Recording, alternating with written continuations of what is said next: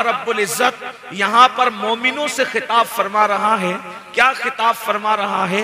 मोमिन मर्दों को और मोमिन औरतों को अल्लाह तबारक व तआला ने दो जिम्मेदारी अता फरमाई है, दो ड्यूटी सौंपी इस आयत के अंदर। मेरा अल्लाह कुरान मुकद्दस में इरशाद फरमाता है, या अय्युहल्लज़ीना आमनू उ अनफुसकुम व अहलीकुम नारा वक़ूदुहन नासु वल हिजारा। ऐ ईमान वालो, अपने आप को और अपने अहलो अयाल को, अपने आप को और अपनी औलादों को जहन्नम की उस आग से बचाओ जिसका ईंधन इंसान और पत्थर है।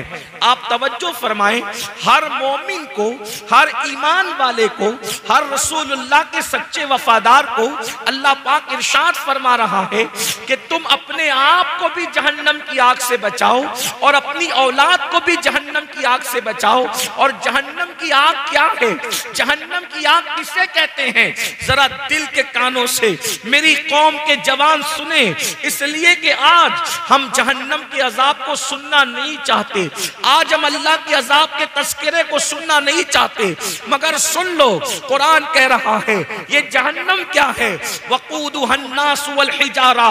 जहन्नम वो है जिसका ईंधन इंसान और पत्थर है, यानी कोयले से जहन्नम नहीं भड़काई जाएगी, जहन्नम जो है वो लकड़ियों से नहीं भड़काई जाएगी, जहन्नम पेट्रोल और पेट्रोलियम से नहीं भड़काई जाएगी, बल्कि फरमाया जा रहा है जहन्नम का ईंधन इंसान और पत्थर है।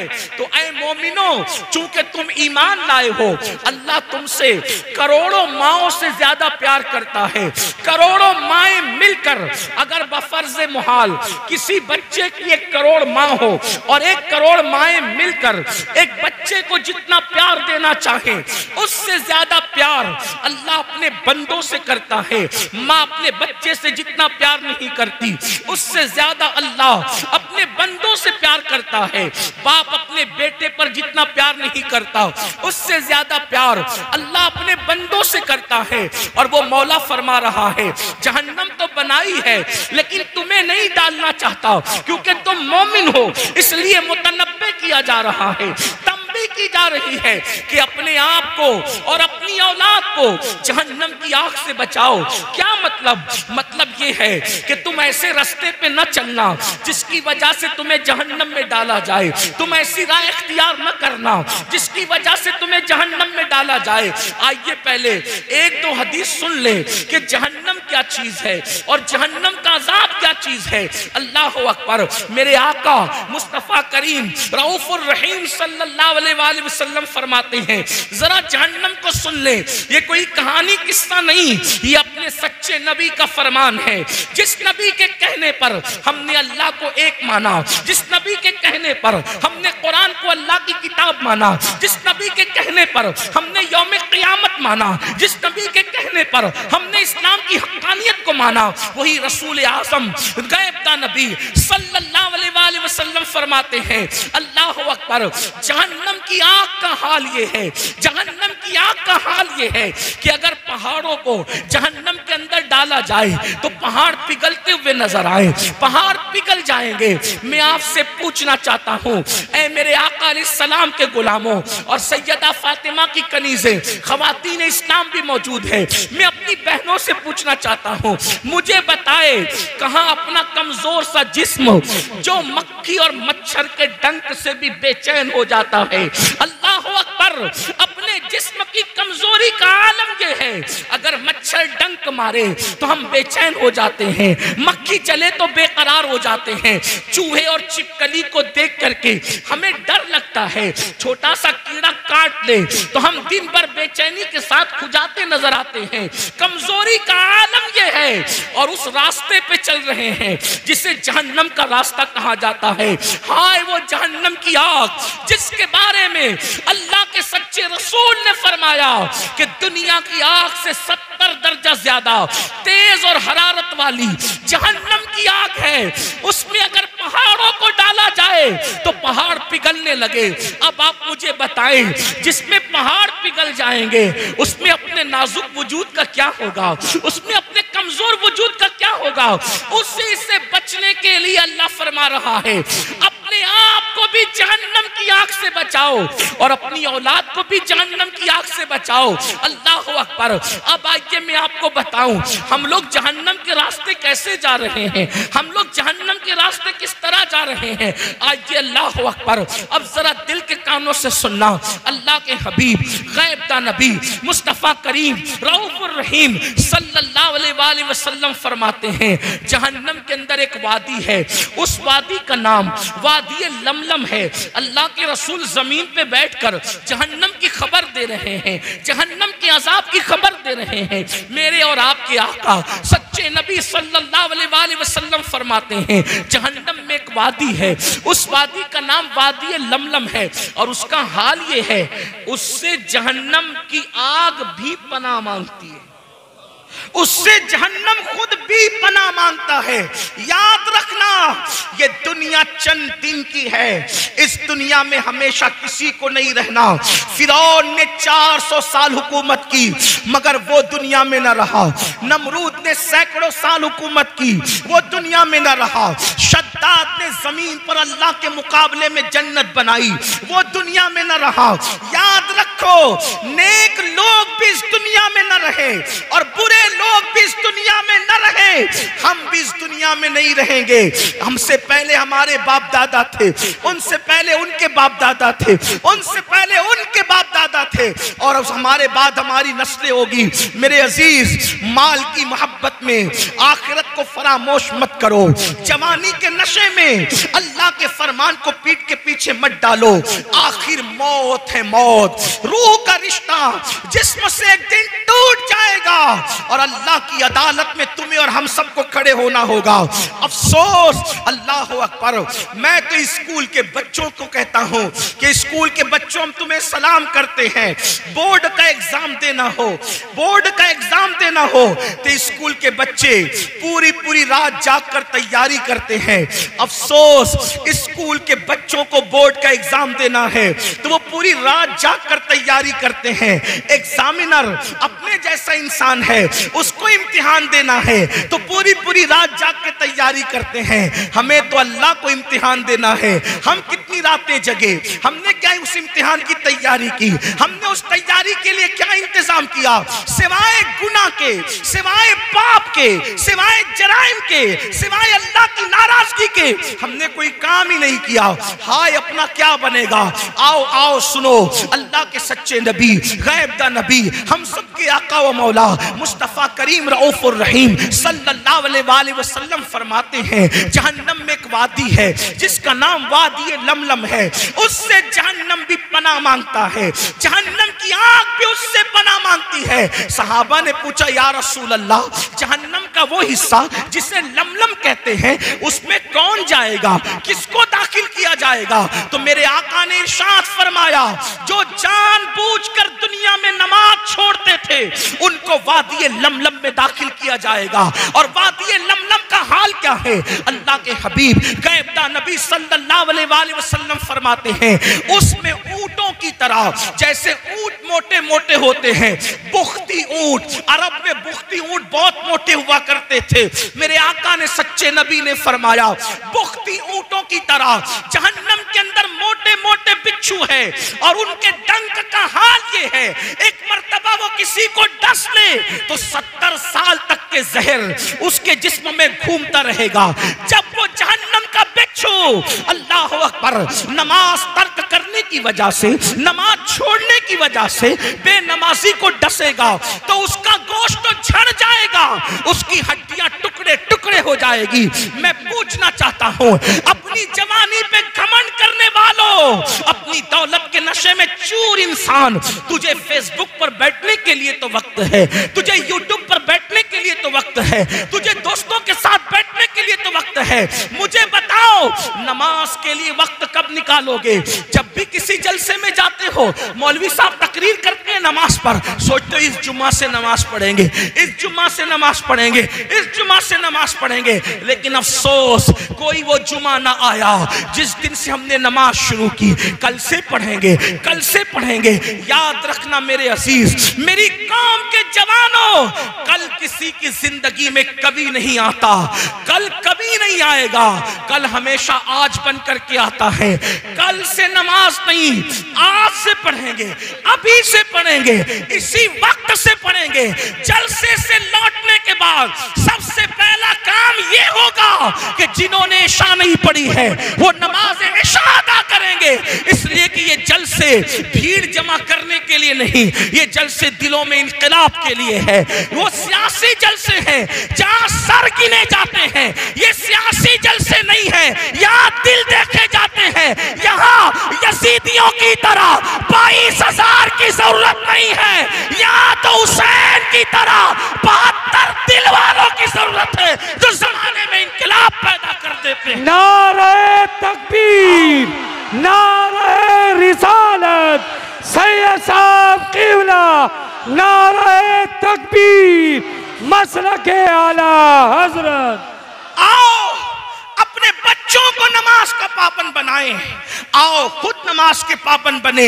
अल्लाह अकबर। मेरे और आपके आका गैब नबी सल्लल्लाहु अलैहि वसल्लम इरशाद फरमाते हैं, जहन्नम के अंदर एक वादी है, वादी वलमलम का जिक्र तो आपने सुना। मेरे करीम आका गैब नबी सल्लल्लाहु अलैहि वसल्लम फरमाते हैं, जहन्नम में एक वादी है जिसको जुब्बुल हुस्न कहते हैं। जरा गौर से सुनना, इसको जुब्बुल हुस्न कहते हैं। मेरे आका ने फरमाया, यहाँ मैं उन भाइयों से भी कहूंगा जो किसी की कहा सुनी में ये कहते हैं कि नबी को क्या खबर, नबी को कुछ नहीं पता। मेरे अजीज, ऐसी बात न किया कर, इसलिए कि तूने कलमा पढ़ा है। और याद रखना, बाप से पैदा हुआ, तवज्जो करें, बाप से पैदा हुआ तो बाप में 1000 ऐब होने के बावजूद इंसान अपने बाप का ऐब बयान नहीं करता। लेकिन आपसे पूछना चाहता हूं, रसूल तो बेऐब है, आखिर तुम उनके ऐब क्यों बयान करते हो जबकि अल्लाह ने उनको बेऐब पैदा किया है? इसलिए याद रखना, नबी के इल्म को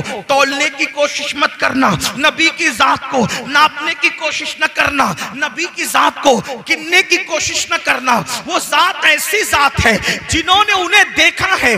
देखने वाले कहते हैं, देखने वाले कहते हैं हस्सान बिन साबित की शक्ल में, वह अहसन मिन कलम तरक़त आईनी व अजमल मिन कलम तलीदिन निसा खुलिक़त मुबर्रअन मिन कुल्ली ऐबिन कअन्नका कद खुलिक़त कमा तशा। हस्सान कहते हैं, या रसूल अल्लाह, आप जैसा हुस्न वाला मेरी आंखों ने नहीं देखा। या रसूल अल्लाह, आप जैसा खूबसूरत मेरी आंखों ने नहीं देखा। और मेरी आंखें क्या देखती? आप जैसा हुस्न वाला किसी माँ ने पैदा ही नहीं किया। और हस्सान कहते हैं, या रसूल अल्लाह, जैसा आप बनना चाहते थे गोया अल्लाह ने आपको आपकी मर्जी के मुताबिक पैदा किया है। नारे तकबीर, नारे रिसालत। अल्लाह के रसूल, बैठ के सुन लो भैया, बैठ के सुन लो इत्मीनान से। देखो, मैंने पहले भी कहा था, चंद दिनों पहले यहाँ एक महफिल हुई थी, आप लोग उठ के हमें नजराना देते हैं। मैं गुरूर और घमंड की वजह से मना नहीं करता, मगर मैं एक बात आपसे कहता हूँ, तवज्जो करें सब। हदीस पाक का मफहूम है कि अगर कोई किसी को नजर दे, हदिया दे, अगरचे खजूरी दे, उसको चाहिए कि वो कबूल कर ले, मना न करे। क्योंकि अगर कोई हदिया दे और कोई इनकार करे घमंड की, गुरूर की वजह से, तो फरमाया गया जो हदिये का इनकार करेगा अल्लाह उस पर एक दिन ऐसा लाएगा कि वो मांगेगा तो भी लोग उसको नहीं देंगे। इसलिए मैं इनकार नहीं कर रहा हूँ, लेकिन इस वक्त सबसे बड़ा हदिया आपकी तरफ से मेरे लिए ये है कि आप मेरी गुफ्तगू सुन लें। अब रही बात जिसको जिसको नजराना देना है, मैं बिल्कुल लूंगा, लेकिन इस तरह लूंगा, आपको अगर नजराना देना है तो इस जेब से निकालिए और इस जेब में रखते जाइए आखिरी तकरीर तक। इधर से निकाल के इधर रखते जाइए, और जब सुबह की नमाज में अपने मोहल्ले की मस्जिद में पहुंचना तो वो सारी रकम निकाल कर मेरी भी तरफ से और आपकी भी तरफ से आपकी मस्जिद के इमाम साहब को दे देना। ठीक है? ठीक है, आप ये करेंगे इंशाअल्लाह। अब आपको जो भी मेरा जुमला अच्छा लगे, इधर से निकाल के इस जेब से निकाल के इस जेब में डालना है, और वो ले जाकर देना है किसको? अपनी मस्जिद के इमाम को। तो नहीं देते, जो महीना भर आपके यहाँ खिदमत करता है नहीं देते। जिसने आपके अब्बा का निकाह पढ़ाकर आपकी अम्मी को आपके अब्बा के लिए हलाल होने का जरिया बना, जिसने आपकी कान में अजान पढ़ी, और मरने के बाद जो आपका जनाजा ही पड़ेगा उस इमाम का ख्याल नहीं करते। और बरसों में हम लोग एक मर्तबा आते हैं, हमसे बहुत प्यार करते हो, अच्छी बात है, अल्लाह आपको जजा दे। हम ये नहीं कहते कि हमसे प्यार ना करो, बिल्कुल करो, लेकिन हमसे ज्यादा प्यार का हकदार आपकी मस्जिद का इमाम है, हमसे ज्यादा नजराने का हकदार आपकी मस्जिद का इमाम है, हमसे ज्यादा दावतों का हकदार आपकी मस्जिद का इमाम है। हमारे लिए तो अल्लाह ने बहुत दरवाजे खोल रखे हैं, लेकिन मस्जिद के इमाम के लिए मोहल्ले वालों के सिवा कोई और नहीं होता। अल्लाह रसूल का करम है, अल्लाह हमारे लिए अल्लाह ने बहुत दरवाजे खोल रखे हैं, अल्लाह का शुक्र है, और उससे हम नेमतों के जवाल से अल्लाह की पनाह मांगते हैं। लेकिन आपको आज ये करना है, मगर मैं जानता हूं तुम नहीं करोगे, ये भी कहता हूं नहीं करोगे, क्योंकि यहाँ सब ऐसे नहीं होते। क्योंकि यहाँ आप वीडियो में नजर आओगे कि बड़ा सखी था, अमीनुल कादरी को बार बार कुछ दे रहा था, लेकिन वहां तो अल्लाह के सिवा किसी ने देखना नहीं है। बात यह है, हम पब्लिक को तो दिखाने के लिए बहुत कुछ करते हैं, लेकिन जिससे जन्नत लेना है उसको दिखाने के लिए क्या करते हैं।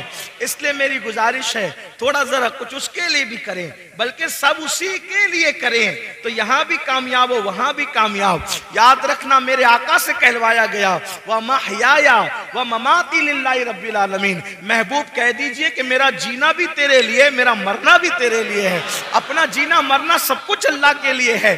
तो अब आपकी मैं तवज्जो चाहता हूँ, मजमा बहुत बड़ा है, एक बार फिर से दुरूद शरीफ पढ़े तो हजारों की दुरूदे हुजूर की बारगाह में पहुंच जाए। एक बार दुरूद शरीफ पढ़े। अल्लाहुम्मा सल्ली अला सय्यदिना व मौलाना मुहम्मदिन मादिनिल जूदी वल करम सल्लु अलैहि सलातु व सलामुन अलैका या रसूलल्लाह सल्लल्लाहु अलैहि या जद्दल हसन वल हुसैन। अब आपकी तवज्जो मेरी तरफ रहेगी, इसलिए कि मेरे बाद हमारे अमीर जो आप आज के खुसूसी खतीब है वो आएंगे, तो मैं गुफ्तगू फौरन खत्म कर दूंगा। इसलिए मैं जल्दी जल्दी अपनी बात मुकम्मल करना चाहता हूँ। दिए गए अनावीन को, दिए गए मजामीन को जल्दी से पूरा करने की सआदत हासिल करना चाहता हूँ। तो मैं अर्ज क्या कर रहा था, अल्लाह के हबीब गैबदा नबी सल्लल्लाहु अलैहि वसल्लम, जिनको अल्लाह ने अल्लाहु अकबर जितना चाहा इल्म अता किया, इल्म माकाना व मा यकून अता किया, उन्हें गैब की खबरें अता की। अल्लाह रब्बुल इज्जत ने उन्हें जन्नत की खबरें अता की, अल्लाह ने उन्हें जहन्नम की खबरें अता की। उन्होंने जहन्नम को देखा भी है, जहन्नम का मुशाहिदा भी किया है, जन्नत की सैर भी कई मर्तबा की है। अल्लाह अकबर। तो मेरे आका और आपके आका सच्चे नबी सल्लल्लाहु अलैहि वसल्लम फरमाते हैं, जहन्नम में एक वादी है, उस वादी को जुब्बुल हुज़्न कहते हैं। ये जुब्बुल हुज़्न क्या है? जुब का मतलब होता है कुआं और हुज़्न का मतलब होता है गम। यानी जहन्नम के अंदर एक कुआं है जिसको गम का कुआं कहते हैं। और वो गम का कुआं क्या है मेरे भाइयों? मैं कोई कहानी किस्सा आपके सामने नहीं, बल्कि अपने नबी का फरमान पढ़ रहा हूं, जिसको फकीह अबुल्लैह समरकंदी ने लिखा, जिसको सहाबा ने बयान किया, सहाबा ने अपने कानों से सुन के बयान किया। अगर अपने आप से मोहब्बत है, अपने आप से प्यार है, तो ये रिवायत आप दिल पे लिखेंगे। मेरे आका फरमाते हैं वो जुब्बुल हुस्न जो है उसके अंदर बिच्छू है, और वो बिच्छुओं का आलम ये है, अल्लाह अकबर, उनका हाल ये है कि उनके एक मुंह के अंदर 70 डंक है, 70 डंक, और हर डंक के अंदर एक जहर की थैली है। जब वो बेनमाजी को डंक मारेंगे, जब वो बेनमाजी को डसेंगे, तो मेरे सच्चे नबी फरमाते हैं 1000 साल तक वो जहर उसके जिस्म के अंदर घूमता रहेगा, उसको तड़पाता रहेगा। आप मुझे बताएं ना, अगर खेत का बिच्छू जो अंगूठे के बराबर होता है, खेत का बिच्छू अंगूठे से बड़ा नहीं होता, खेत का बिच्छू अगर हमें डस ले तो जलन का हाल क्या होता है? अल्लाह किसी पर वो दिन न लाए कि किसी को बिच्छू डंक मारे, मगर अल्लाह अकबर, अल्लाह अल्लाह, खेत का बिच्छू अगर डंक मार ले तो इंसान तड़पता है, इंसान बिलकता है। मेरे भाइयों, अपने नबी सच्चे नबी ने फरमाया कि नमाज छोड़ने की वजह से अल्लाह अल्लाह जुब्बुल हुस्न के अंदर, उस गम के कुएं के अंदर, उस जहन्नम की आग के अंदर ऐसा बिच्छू डसेगा। पहले तो आग है, आग, अल्लाह अकबर। अगर हमें गर्म पानी की सजा सुनाई जाती, अगर हमें गर्म पानी की सजा सुनाई जाती तो वो भी हमारे लिए कम न था। अपने गीजर में गर्म किया हुआ पानी अगर गलती से बदन पे डाल ले तो कितनी तकलीफ होती है, ज्यादा गर्म पानी। दुनिया के गर्म पानी का ये हाल है तो जहन्नम की आग का हाल क्या होगा। और फिर उसके अंदर बिच्छुओं का डंक मारना, फिर वो भी एक बिच्छू के मुंह में 70 डंक, उसमें जहर की थैली और 1000 साल तक के तड़पना। बताओ आखिर एक वक्त की नमाज के लिए 10 मिनट से ज्यादा का टाइम तो नहीं लगता, फिर क्यों वक्त नहीं निकालते। नर्म नर्म गद्दों पर नमाज फज्र तर्क करने वालों, अल्लाह अकबर, एक एक दिन में 3-3 4-4 मरतबा पेट भर के खाना खाने वालों, कभी सोचा कौन खिला रहा है ये 4 बार एक दिन में, कौन खिला रहा है ये एक दिन में 3 मरतबा। याद रखना अपने बाप ने हमें नहीं खिलाया, हमारी अम्मी ने हमें नहीं खिलाया, हमने खुद नहीं खाया, वो रज़्ज़ाक़ है, रज़्ज़ाक़ जो हमें खिलाता है। वरना आप ये ना समझें कि मेरी दौलत के बल पे मैं खाता हूं। याद रखो अगर दौलत के बल पे इंसान खाता है तो मैंने करोड़पति लोगों को सिर्फ दाल रोटी खाते देखा। पूछा भाईजान दाल रोटी क्यों खा रहे हो करोड़पति होने के बाद? तो कहा मौलाना डॉक्टर ने परहेज करने के लिए कहा और इसलिए मैं दाल रोटी पे इक्तिफा कर रहा हूं। मैंने कहा मेरे अल्लाह की शान है, अगर वो किसी गरीब को कीमती ग़िज़ाएं खिलाना चाहे तो वो खिलाता है, और किसी करोड़पति को जिसका बैंक बैलेंस अरबों खरबों में हो अगर उसको न खिलाना चाहे तो डॉक्टर का बहाना बनाकर इंसान दाल रोटी खाता नजर आता है। तो अब याद रखना दौलत के बल पर अच्छे खाने नहीं खाते बल्कि खुदा के फजल से अच्छे खाने खाते हो। अब मुझे बताओ अल्लाह अकबर, जो खुदा अच्छा पहना रहा है, जो अच्छा खिला रहा है, जो सुकून की नींद दे रहा है, मालूम है तुम्हें अल्लाह अकबर करोड़ों रुपए खर्च करके भी तुम सुकून की नींद नहीं खरीद सकते।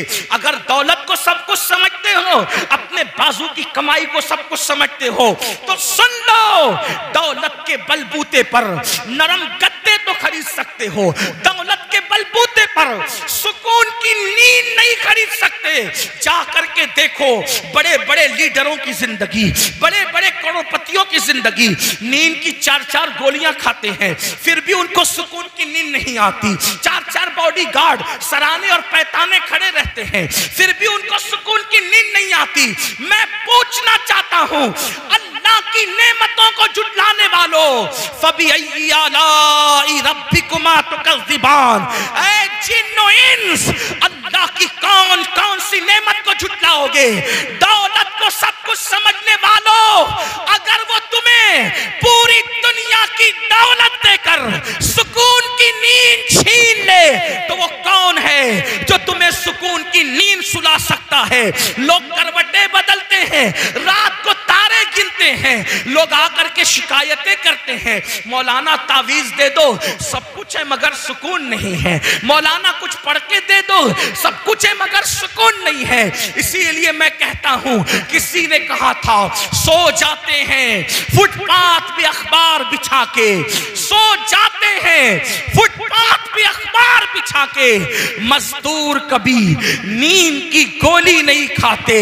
अल्लाह अकबर। फकीर सोच रहा है काश मर्सिडीज कारें मेरे पास होती, और अमीर सोच रहा है ये फुटपाथ पर जितनी सुकून की नींद सो रहा है काश कैसी सुकून की नींद मेरे पास होती। लेकिन आपसे पूछता हूं, जो इतना खिला रहा है, जो उसने ताकत अता कर रखी है, जो उसने सुकून की नींद अता कर रखी है, उसके लिए वक्त नहीं है, उसके लिए टाइम नहीं है। झूठे और मक्कार दोस्तों को टाइम देने वालों, और खुदा के लिए कहते हो कि नमाज के लिए टाइम नहीं मिलता, इबादत के लिए टाइम नहीं मिलता। अल्लाह अकबर। चुल्लू भर पानी में डूब कर मरने की जरूरत है। अगर कोई एक गिलास पानी दे तो थैंक यू कह के उसका शुक्रिया अदा करते हो, और जिसने वो पानी आसमान से उतारा उसकी इबादत के लिए टाइम नहीं, उसकी इबादत के लिए वक्त नहीं। याद रखना, बहुत दिन तक खुदा किसी को मोहलत नहीं देता। मेरे अल्लाह की शान है, पहले वो बंदों को ढील देता है, अब सुधर जा, अब सुधर जा, अब सुधर जा। जब बंदा नहीं सुधरता तो फिर उसका ऐलान है इन्ना बत्श रब्बिका लशदीद, तेरे रब की पकड़ बड़ी सख्त है। जब वो पकड़ करने पर आता है तो फिर फिरौन को दरिया में गर्क कर देता है। आज तक फिरौन को न कब्र मयस्सर है न कफन मयस्सर है, एक म्यूजियम में नंगा पड़ा हुआ है। अल्लाह कुरान में कहता है हमने फिरौन की लाश को तुम्हारे लिए इबरत का जरिया बना दिया। अल्लाह अकबर। उसके फरमाने को 1450 साल हो गए, लेकिन फिरौन की लाश आज भी दिख रही है, म्यूजियम के अंदर पड़ी हुई है और पुकार पुकार के कह रही है मैंने खुदा की नाफरमानी की, दौलत के बावजूद न कफन मिला न कब्र मिली, तुम्हारा क्या अंजाम होगा। इसलिए मेरे भाइयों, मैं आपकी मिन्नत करता हूं खुदा के लिए, अगर आप ये कहें, अगर कोई बंदा मुझसे ये कहता कि मेरे पैर पकड़ या मेरी जूतियों को सर पे रख, मैं नमाज का पाबंद हो जाऊंगा, वल्लाह मैं ये कर गुजरता आपको नमाजी बनाने के लिए। इसलिए कि मैं जानता हूं अल्लाह के रसूल सल्लल्लाहु अलैहि वसल्लम ने फरमाया जिसने नमाज छोड़ दी अल्लाह उसका सदका कबूल नहीं करेगा, अल्लाह उसकी शहादत कबूल नहीं करेगा। और मेरे आका ने यहां तक फरमाया जिसने जानबूझ के नमाज छोड़ दी वो मेरे जिम्मे से बाहर है, कयामत के दिन उसके साथ मेरा कोई वादा नहीं है। ये बात आप यूं ही ना समझे, मैं मिसाल के जरिए समझाता हूं, मजीद रिवायतें पेश करके। ये मेरे दिल का दर्द है, वल्लाह मैं कोई खिताब नहीं कर रहा हूं, ना मैं कोई खतीब हूं। ऐ मेरी कौम के जवानों, तुम्हारे खूबसूरत चेहरे देखकर मुझे एहसास होता है अल्लाह ये खूबसूरत चेहरे जब जहन्नम के अंदर डाले जाएंगे इनका क्या बनेगा, ये नाजुक सा वजूद इनका क्या बनेगा। अल्लाह अल्लाह मेरे रसूल अलैहिस्सलाम के गुलामों, जानते हो क़यामत का दिन होगा, तवज्जो से सुनना, क़यामत का दिन होगा। एक माँ अपने बेटे से कहेगी मुझे एक नेकी दे, बेटा कहेगा तू कौन है मैं नहीं जानता, और बेटा अपनी माँ से कहेगा अम्मी मुझे एक नेकी दे। उस दिन माँ कहेगी तू कौन है मैं नहीं तुझे जानती, मुझे नहीं पता मैंने किसी को जन्म भी दिया था या नहीं दिया था। वो दिन ऐसा होगा, कुरान कहता है अल-अखिल्लाउ यौमइज़िन बादुहुम लिबादिन अदू इल्लल मुत्तकीन, सारे तुम्हारे पक्के दोस्त तुम्हारे दुश्मन हो जाएंगे। कुरान उस दिन के बारे में कहता है कोई दोस्त किसी के काम नहीं आएगा, कोई बेटा किसी बाप के काम नहीं आएगा, कोई बाप किसी बेटे के काम नहीं आएगा। अल्लाह अकबर। जहां रिश्ते खून के टूट जाएंगे, रिश्ते झूठे साबित होंगे, कोई किसी को नेकी देने के लिए तैयार नहीं, बेटा बाप को नहीं, बाप बेटे को नहीं, भाई भाई को नहीं, बहन भाई को नहीं, कोई किसी का नहीं होगा। हत्ता कि एक बात आपको बता दूं, ये मेरे उलमा मौजूद है, सच्चे उलमा, अगर मैं कोई गलती करूं तो मेरी इस्लाह करेंगे। हत्ता के भाई बेटा बाप नहीं, अंबियाए किराम भी, तवज्जो करें, अंबियाए किराम भी आदम से लेके ईसा अलैहिस्सलाम तक जब कोई उनके पास मदद के लिए जाएगा वो कहेंगे नफ्सी नफ्सी इज़हबू इला गैरी, जाओ आज हम तुम्हारी कोई मदद नहीं कर सकते। क्या तसव्वुर है। मैं तो यही रोना रो रहा हूं आपके सामने। आप ये कहते हो एक बार सुभान अल्लाह कहने से जन्नत मिलेगी, मुझे हैरत है, क्योंकि अल्लाह के रसूल ने फरमाया जिसकी नमाज नहीं उसकी कोई नफली इबादत कबूल नहीं। अल्लाह के रसूल का फरमान है। आप क्या बातें करने बैठ गए, आप कहां हो। मैं तो 11वीं की 11 देके पका रहा हूं, मैं जन्नत में न जाऊंगा तो कौन जाएगा। अल्लाह के रसूल फरमा रहे जिसकी नमाज नहीं उसकी कोई नफिल इबादत कबूल नहीं। मैं आपको मायूस करने नहीं आया, लेकिन अगर आप सोचते हैं कि रसूमात तुम्हें जन्नत में ले जाएगी तो याद रखना रसूमात बाद में है, पहले फराइज है। अगर आप फराइज को छोड़ के रसूमात की तरफ है, बड़ी माजरत के साथ ये अर्ज करना चाहता हूं, आप लोग बहुत खुश होकर के ये कहते हैं,